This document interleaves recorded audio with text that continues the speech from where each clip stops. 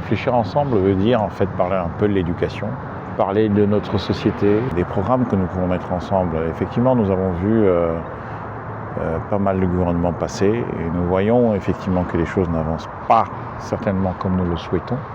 Et la problématique ici, c'est de savoir exactement où est-ce que nous voulons aller et comment nous pouvons nous projeter. Le premier sujet qui va être le sujet de l'éducation. Le sujet de l'éducation qui est un sujet très important parce que l'éducation, vous savez très bien, nous sommes une population de près de 100 millions d'habitants. Et l'éducation est un secteur qui est très important pour nous, surtout si nous voulons nous projeter dans l'avenir. Au jour d'aujourd'hui, la RDC, c'est 23 millions d'élèves. 23 millions d'élèves, ça fait quand même une population. 23 millions d'élèves, c'est pratiquement le double de la population de certains pays voisins, dont je tairai le nom. Mais vous comprendrez quand même que c'est un poids essentiel démographique. Et ces 23 millions d'élèves sont composés donc essentiellement des élèves de l'école primaire, des élèves de l'école secondaire. Et c'est un écosystème de pratiquement 2 milliards de dollars par an. Un écosystème très important parce que cet écosystème, c'est notre avenir de demain. C'est notre avenir de demain. Et cet écosystème, en fait, de 23 millions de personnes et de 2 milliards de dollars qui est dépensé chaque année, malheureusement, on voit très bien que depuis les années 60, le niveau de nos élèves, le niveau de nos enfants est en train réellement de se réduire en peau de chagrin. Ça veut dire que quand vous prenez les élèves qui ont été formés dans les années 70 et 80 et par rapport aux élèves qui sont formés maintenant, vous voyez un élève qui sort de l'école primaire qui ne sait pas lire, pire encore un élève qui sort de l'école secondaire qui ne sait pas lire non plus. Et donc ça devient problématique. En d'autres termes, depuis les années 1960, ceux qui ont gouverné le pays se sont tenus à développer véritablement une éducation de masse, parce qu'on avait un retard, et c'est tout à fait normal. Après 1960, les différents gouvernements se sont posé la question en voyant le niveau d'alphabétisation qui était congru, qui était un faible niveau d'alphabétisation. Et donc se sont dit comment est-ce que nous allons faire pour pouvoir, entre guillemets, former le maximum de Congolais de l'époque pour pouvoir assurer un minimum de développement capable de nous faire arriver à un État moderne. Même si je pense personnellement qu'on était déjà à l'étape d'un État moderne qu'aujourd'hui. Et véritablement, quand on regarde l'évolution de l'école, primaire et secondaire, on voit très bien qu'on a créé un certain nombre d'écoles, on a créé des milliers d'écoles. Statistiquement, je ne sais pas où est-ce qu'on en est, je pense qu'on doit être à plus de 30 000 écoles qui sont écoles primaires et secondaires que nous avons dans la RDC. Aujourd'hui, on se retrouve avec une école qui est complètement paupérisée. Il y a 2 ans, avec la gratuité de l'école, cette gratuité de l'école a permis effectivement statistiquement de pouvoir réélever en plus de 1,5 million, je pense, si je ne m'abuse, le nombre d'élèves en droit d'aller à l'école. Mais cela, forcément, n'a pas évolué vers la qualité. Nous avons, au-delà de ça, au-delà de l'école, en fait, le K12, comme disent les Américains, donc l'école primaire et secondaire, on a aussi l'école supérieure, je ne vais pas trop en parler, mais sachant très bien que l'école supérieure aujourd'hui, on est autour d'un demi-million d'étudiants et on a à peu près 200 instituts supérieurs et universités, ce qui est énorme parce qu'on s'en rivalise avec des pays comme le Canada, ce qui est quelque part un peu insensé. Mais quand on voit le niveau, on se pose des questions. La question, c'est quelle école on veut pour aujourd'hui et quelle école on veut pour demain pour la RDC. L'école qu'on veut pour aujourd'hui et l'école qu'on veut pour demain, la RDC, c'est quelque chose de très important parce que c'est ça qui nous permet d'avoir en fait le Congo de demain. Et le Congo de demain, ce sont les élèves d'aujourd'hui qui feront le Congo de demain dans 20 ans, 30 ans et il faut qu'on s'apprête parce qu'on voit des pays autour de nous qui sont véritablement en train de développer l'école et qui sont en train de créer des centres d'excellence qui viendront demain nous coloniser si on n'y fait pas attention. Les questions que l'école pose, c'est des questions de gestion, c'est des questions de pédagogie, mais c'est aussi des questions d'orientation politique. Quelle école on veut? Est-ce qu'on veut une école de masse ou on veut une école d'élite? Ça, c'est un problème. C'est une question qu'on doit se poser. Et la stratégie aujourd'hui, c'est plutôt d'aller vers l'école de masse. Bon, je dis aller, c'est depuis 1960 qu'on va vers l'école de masse. Mais on a vu ce que ça donnait. C'est-à-dire que nous avons même perdu les centres d'excellence qui étaient là et qui représentaient en fait les modèles vers lesquels tout le monde s'inspirait pour l'école. Et donc nous nous retrouvons avec un nivellement vers le bas et qui nous empêche aujourd'hui d'avoir des étudiants ou des élèves d'un niveau acceptable pour pouvoir effectivement derrière aller à l'université et devenir des citoyens engagés et créant de la valeur pour notre société. Donc il faut vraiment qu'on se pose la question. La question aujourd'hui, et je le répète, c'est la question de savoir est-ce qu'on fait une école de masse ou on fait une école d'élite. ou alors on fait un mix des deux. Il faut se poser cette question parce que c'est très important. Certains diront, ne touche surtout pas à ça parce qu'on l'a fait comme ça depuis 1960, on ne va pas faire autrement. Non, il va falloir qu'on fasse autrement parce que ça ne marche pas a priori. Donc si ça ne marche pas, qu'est-ce qu'on fait? La proposition que j'ai, elle est simple. C'est de dire aujourd'hui nous avons besoin effectivement d'espaces d'excellence. Et l'espace d'excellence passe par une école d'élite. Et la proposition que je peux faire à ceux qui vont concourir pour 2023, c'est d'avoir en fait de travailler sur une école classique élitiste et une école professionnelle de masse. Aujourd'hui, qu'est-ce qu'on constate? On constate qu'on a des problèmes pour trouver des bons carreleurs, on constate qu'on a des problèmes pour trouver des bons plombiers, on constate qu'on a des problèmes pour trouver les bons électriciens. En fait, les écoles de métiers ont été vraiment renvoyées au calendrier grec, négligées complètement. Et d'ailleurs, même dans le développement de l'école, on a plutôt développé les filières classiques, on n'a pas développé les filières professionnelles. Or, les filières professionnelles, ce sont des filières qui sont réellement créatrices de valeur. Oui, on a eu l'INPP, le financement des Japonais, et on les remercie. Mais ces financements font en fait de l'école l'INPP en fait une école qui est une école que je dirais à plus de 50% théorique et dont la praticité ne permet pas en fait aux étudiants qui sortent de là de pouvoir maîtriser réellement leur propre métier et leur secteur.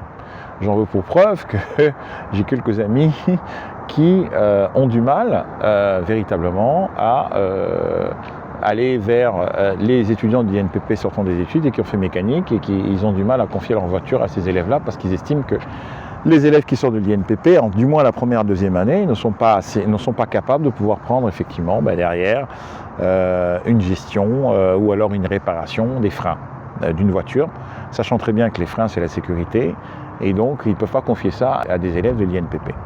Bon, cela étant dit, ce n'est pas valable statistiquement, mais c'est une opinion qui vient et que je prends comme ça à la volée, qui vaut son pesant d'or parce qu'effectivement l'INPP est au jour d'aujourd'hui la référence. C'est de dire quoi? C'est de dire que des INPP, on doit en avoir beaucoup plus dans différents domaines.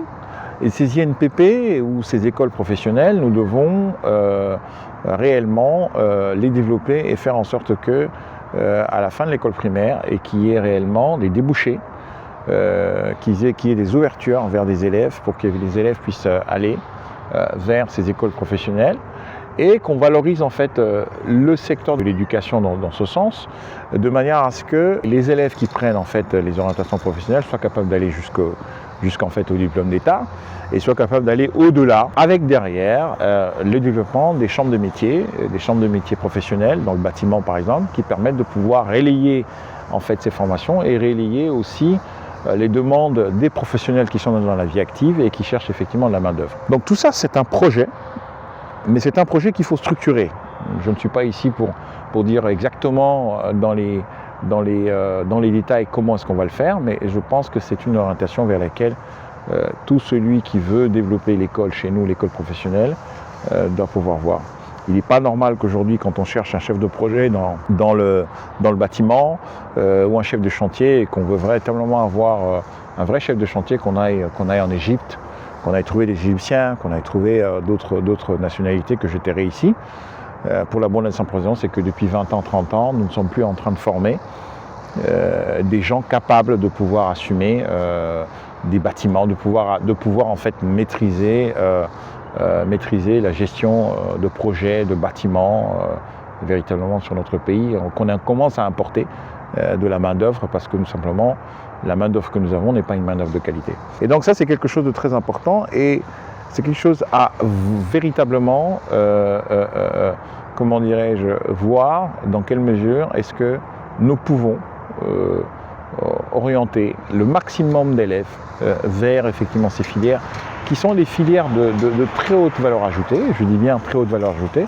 C'est vrai que dans nos traditions, on a tendance, effectivement, avec l'influence belge, à négliger les écoles professionnelles et plutôt à aimer le classique, les écoles classiques, en se disant que tout le monde cherche à travailler dans un bureau comme un clerc. Vient de la colonisation et cette idée nous l'avons pérennisée. Mais ce n'est plus le cas aujourd'hui. Nous sommes dans un monde moderne, ouvert, où un plombier, ou un électricien, ou un couvreur peut devenir aujourd'hui quelqu'un de très important avec une entreprise derrière, avec avec des centaines de personnes ou des dizaines de personnes travaillant pour lui. Et donc ça, c'est quelque chose de très important. Donc ça, c'est l'école professionnelle. Ensuite, dans l'école professionnelle, il y a aussi un élément important qu'on doit introduire dans l'école professionnelle, c'est aussi l'entrepreneuriat, parce qu'il ne suffit pas seulement de connaître l'électricité, il ne suffit pas de connaître le tunnel de carrelage, il ne suffit pas, mais derrière, il y a la possibilité de pouvoir devenir chef d'entreprise, de pouvoir gérer un certain nombre de personnes dans un cadre formel qui permettent effectivement de rajouter de la valeur à la société. Je reviens maintenant à l'école classique. L'école classique devrait être une école élitiste. Je dis élitiste, effectivement, pour certaines personnes, ça pourrait paraître gros ou ça pourrait paraître prétentieux, mais il est clair que l'école classique aujourd'hui a perdu de sa superbe et il va falloir revenir aux fondamentaux. Les fondamentaux, c'est quoi? C'est que dès l'école primaire, celui qui veut réellement rentrer dans l'école classique, ou l'école secondaire plutôt, dans la mesure du possible, mettre en place en fait des tests qui permettent de pouvoir avoir un minimum de connaissances pour permettre à ce que l'élève soit à la hauteur. Et c'est très important, mettre en place des filtres de manière à ce que ces gens-là, ces élèves-là qui vont rentrer à l'école primaire et à l'école secondaire, soient réellement formés dans des centres d'excellence. Parce qu'au final, finalement, c'est eux qui vont en tout cas gérer la société et vont prendre effectivement des postes qui sont relativement élevés dans notre administration. Et donc ces écoles-là doivent être des écoles assermentées, structurées, à nous donner une éducation qui aille vers l'élitisme en tant que tel et qui soient en fait des centres d'excellence, des centres de référence. Et quand effectivement derrière les étudiants sortent ou les élèves sortent de ces écoles-là, qu'il n'y ait pas de doute sur leur niveau d'écriture, qu'il n'y ait pas de doute sur leur niveau de compréhension, qu'il n'y ait pas de doute sur leur niveau scolaire tout simplement, pour aborder les universités qui soient les nôtres ou les universités étrangères. Et nous devons choisir ces comparer, et donc nous devons aussi nous comparer aux autres, comparer nos niveaux aux autres et être sûr que les niveaux que nous donnons à nos élèves soit les niveaux des standards internationaux. C'est vrai que RDC étant un pays continental, on n'a pas souvent tendance à se comparer aux autres. On s'oublie, on se regarde le nombril. Mais quand on se compare aux autres, parfois on est content et très souvent on se désole. Aujourd'hui, on a fait tout et n'importe quoi, on a mélangé, on a nivelé par le bas. Et ce qui fait qu'on ne sait pas, on a mélangé le bon grain de l'ivraie dans les écoles et du coup c'est au petit bonheur la chance. Vous avez la chance de tomber sur quelqu'un qui est bien formé, vous avez la malchance de tomber sur 80% des personnes qui sont mal formées. Donc c'est un peu ça que nous avons dans le pays aujourd'hui. Et ça doit changer. Donc voilà ce que je voulais dire par rapport à l'école élitiste et l'école classique. Mais attention, quand on parle d'élite, on peut aussi avoir des élites professionnelles parce que quand on rentre dans les chambres de métier, et je reviens à l'école professionnelle, on est capable effectivement dans le cercle professionnel de pouvoir créer aussi en fait des cercles d'élite, des références, des maîtres reconnus en tant que tels, capables de pouvoir prendre sur leurs bras des élèves et devenir en fait des références, que ce soit dans la maçonnerie, que ce soit dans l'architecture, que ce soit dans n'importe quel domaine qui est un domaine en fait un domaine professionnel. Et ça c'est très important parce qu'il faut de l'émulation. Donc il faut de l'émulation sur le parti professionnel, mais il faut aussi de l'émulation sur la partie classique, de manière à ce qu'on ait véritablement derrière des personnes capables de pouvoir non seulement nous apporter réellement de la valeur, mais aussi comparativement aux autres pays, avoir le niveau en fait international, si pas au-delà. Pour ceux qui apprécient cette vidéo, merci de liker.